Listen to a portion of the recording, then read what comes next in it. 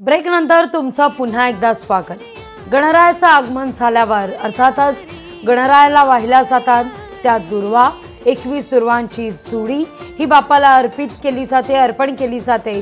पण बाप्पाला दुर्वा का प्रिय आहेत, दुर्वा का वाहतात, काय आहे त्यामागे आख्यायिका, काय आहे त्यामागे शास्त्र, जाणून घेऊया प्रवचनकार आणि व्याख्याते श्रीराम पुरोहित यांच्याकडून।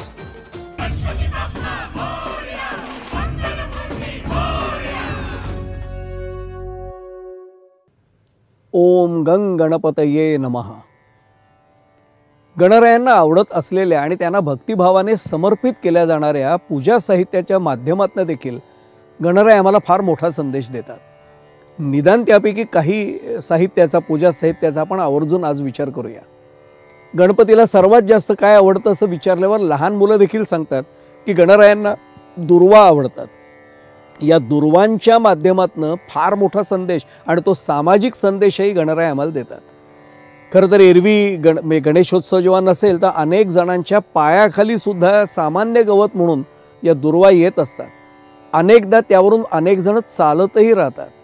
पण तरीही गणरायांना या दुर्वा अत्यंत प्रिय का, यामागची पौराणिक कथा तर सर्वज्ञात आहे। पण सामाजिक आशय त्याचा आत्ताच म्हटलं की तो खूप महत्त्वाचा आहे। एरवी समाजामध्ये दुर्लक्षित वाटत असलेले घटक मला अत्यंत प्रिय आहेत हे गणराय या दुर्वांच्या माध्यमातून आमच्या समोर ठेवतात। जेव्हा या दुर्वा गणरायांच्या मस्तकावर आम्ही भक्तिभावाने अर्पण करतो तेव्हा हा संदेश आमच्या लक्षात आला पाहिजे की गणराय सुद्धा समाजातल्या दुर्लक्षितांना सुद्धा आपल्या हृदयाचं स्थान देतात, आपल्या सर्वात जवळचं स्थान देतात। हा एकदा संदेश आम्हाला कळला की आमच्यासाठी आप-परभाव संपतो, नीच उच्च अशा प्रकारची उच्च निश्चतेची भावनाही आमच्या मनामध्ये राहत नाही। केवढा मोठा सामाजिक आशय या दुर्वांच्या माध्यमातून देतात। त्यातही ज्यांना अभ्यास आहे त्यांना कल्पना आहे गणरायांना हिरव्या दुर्वांपेक्षाही पांढऱ्या दुर्वा अधिक प्रिय आहेत। का तर रंग आणि सुगंध असे कोणतेही गुण नसलेल्या वनस्पतीला माझ्यासाठी महत्त्वाचं मी स्थान देतोय आणि हा समाजाचं नेतृत्व करत असलेल्या प्रत्येक व्यक्तीसाठी अत्यंत आवश्यक गुण आहे। हा फार मोठा संदेश आम्हाला गणराय माध्यमातून या देत आहेत। आपल्या सर्वांना कल्पना आहे एक पौराणिक कथा जनक राजांच्या संदर्भातली फार महत्त्वाची आहे।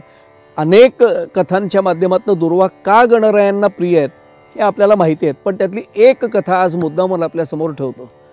जनक राजांचा अधिकार खरं तर सर्वांना माहिती आहे। जसं अनेकदा आपण चांगदेवांच्या संदर्भात म्हणतो तसं चुकूनही आम्ही चांगदेवांना कधी वाईट म्हणू नये, कारण चांगदेवांचा अधिकार होताच, फक्त अहंकार त्यांच्यामध्ये जो त्रासदायक ठरला तो नेमका तसाच एक गुण नेमका जनक राजांना त्यावेळपुरता दुर्गुण म्हणून ठरला होता आणि गणपतींनी ती कृपा केली आणि जनक राजांना त्या अहंकारापासून मुक्त केलं आणि त्यात दुर्वांची भूमिका महत्त्वाची ठरली, म्हणून ही कथा या ठिकाणी महत्त्वाची आहे। फार महान गाणपत्य म्हणून प्रसिद्ध असलेले कौंडिन्य ऋषी आणि त्यांची पत्नी आश्रया यांच्या संवादामध्ये ही कथा दाखवण्यात आली। गणेश पुराणामध्ये ही कथा आलेली आहे। देवर्षी नारद एकदा भगवान महादेवांना भेटायला येतात आणि त्यांच्यामध्ये प्रश्नोत्तर होतात आणि देवर्षी प्रश्न विचारतात, नारद मुनी प्रश्न विचारतात की एवढा भरपूर दानधर्म करून आणि यज्ञयाग सतत करून सुद्धा जनक राजांचा खजिना कायम भरलेला असतो। अर्थात महादेव शंकर सांगतात त्यांना की जो दानधर्म करतो त्याचा खजिना कधीच रिकामा होत नाही। पण नारद मुनी पुढचं वाक्य सांगतात, महादेवा तुमचं हे सगळं म्हणणं खरं आहे, पण मी हाच मुद्दा जेव्हा जनक राजांशी बोललो की अरे तुमचा एवढा दानधर्म मोठ्या प्रमाणात सुरू आहे आणि तरी तुमचा खजिना कधी संपत नाहीये, तर ही निश्चित गणरायाची कृपा असणार नाही का, गजाननाची कृपा असेल। पण देवर्षी सांगतात की हे म्हटल्याबरोबर जनक राजाला हे अमान्य झालं, ते चिडले माझ्यावर, कोण गणपती, हे माझ्या सगळ्या पुण्यामुळे हे सगळं सुरू आहे, मी दानधर्म करतोय, माझं पुण्य संचय मोठा आहे म्हणून माझा खजिना संपत नाही। आणि मग लक्षात आलं गणरायांना की जनक राजांचा आचरणाचा भाग श्रेष्ठ आहे, पण जर गर्व किंवा अभिमान जर त्यांच्या शिरला असेल तर तो गर्वहरण केलं पाहिजे। तिळमात्र जरी होय अभिमान मेरुतो समान भार देवा, हे तुकाराम महाराजांचं सर्वांनाच माहीत असलेलं वचन आहे आणि म्हणून गर्वहरणासाठी गणराय पुढे आले। कारण आपल्याला सर्वांना माहिती आहे अभिमान जर नष्ट झाला तर तोच भक्त देवाला आवडतो। तुकोबांचं त्यालाही प्रमाणे अभिमान अहंकार गेला तुका म्हणे देवची झाला। गणरायांनी केलं काय, एक चमत्कार केला. अत्यंत कुरूप आणि रोगग्रस्त अशा विप्राचं रूप त्यांनी धारण केलं. रोगग्रस्त म्हणजे कसं केलं, अगदी हात पाय झडाला आलेत, जखमा सर्वांगावर आहेत, दिसायला अत्यंत कुरूप आणि बघितल्यानंतर सुद्धा अशी मनात किळस निर्माण होईल, दुर्गंधी शरीराला सुटले असं विप्ररूप धारण गणरायांनी केलं. ज्याला मंगलमूर्ती आपण म्हणतो, पण भक्ताचा अहंकार घालवण्यासाठी काय काय चमत्कार गणरायांनी केलेत त्यातला हा एक चमत्कार आहे. केवळ एवढ्यासाठी ते आले आणि असं दुर्गंधीयुक्त स्वरूप धारण केलं. सगळेजण नाकाला बोट लावत होते, सगळेजण दूर धावत होते आणि गणराय मात्र आले कोणाकडे, जनक राजाकडे आले आणि एवढंच सांगितलं, मी विप्र आहे पण मी अनेक दिवसांचा उपवासी आहे, मला पोटभर भोजन मिळावं एवढीच माझी इच्छा आहे. जनक राजा म्हटला, काळजी करू नका, दानधर्म हे माझं आवडीचं काम आहे. सगळा थाटमाट केला, अगदी सोन्या चांदीचीही पात्र घेतली, बसायला चंदनाचा पाट दिला आणि भोजन वाढलं. पण जनक राजाला या आलेल्या विप्रायांनी म्हणजे गणरायांनी सांगितलं, मला साधं जेवण नको आहे, मला पोटभर जेवण द्या, माझं पोट भरलं पाहिजे. लंबोदर आपण मागच्या भागात पाहिलंच होतं, पण सर्व धान्य संपलं.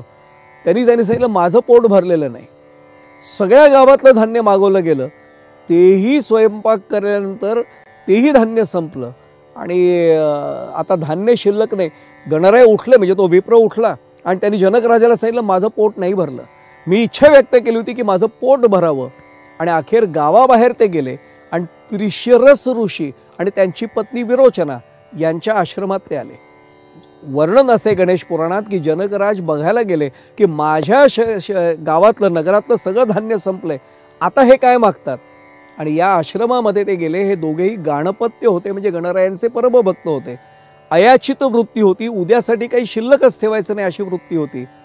गणरायांनी म्हणजे या विप्र रूपात आलेल्या गणरायांनी प्रार्थना केली त्या ऋषीपत्नीची की मी खूप भुकेलेलं आहे, माझं पोट भरलेलं नाही आहे, मला काही जेवायला मिळालं तर आनंद होईल. तिने सांगितलं, माझ्या घरात शिल्लक तर काही नाही आहे, काही आहे का बघा. तिने सांगितलं, दुर्वांकूर फक्त एकच शिल्लक आहे, बाकी सगळे वाहून झाले, एक दुर्वांकूर शिल्लक आहे. गणराय म्हटले, मला जे असेल ते भक्तिभावाने समर्पित कर, मी त्यांनी पोट भरेन. आणि त्या ऋषीपत्नीने तो भक्तिभावानं दुर्वांकूर समर्पित केला. आणि आश्चर्य वाटलं, जनक राजा बघतायत लांबून. तृप्ततेचा ढेकर गणरायांनी म्हणजे त्या विप्र रूपाने दिला आणि खरं रूप प्रगट केलं. गाणपत्यच होते दोघे, ऋषीपत्नी आणि ऋषी स्वतः. आशीर्वाद दिला. आता लक्षात येईल की गणरायांनी ह्यातनं संदेश कुठला दिला की खरा नेता समाजाकडनं कोणत्याही गोष्टींची अपेक्षा करत नाही, पण कृपादृष्टी मात्र श्रद्धा असलेल्यांना सगळ्यांना देतात. हाही आपल्याला भाग त्यातला लक्षात येईल. त्यामुळे दुर्वांकुराचं महत्त्व हे सहज लक्षात येईल. अशा गणरायांच्या चरणी आपण साष्टांग दंडवत घालूया आणि हा जो आशीर्वाद त्यांनी त्या ऋषीपत्नींना आणि ऋषींना दिला तो आम्हालाही मिळू द्यात, आमच्याकडनं अशीच भक्ती घडू द्यात, एवढीच प्रार्थना त्यांच्या चरणाशी करतो आणि इथेच मंगलमूर्तींच्या चरणी शरण जातो. मंगलमूर्ती मोरया. ओम गंग गणपतये नमः.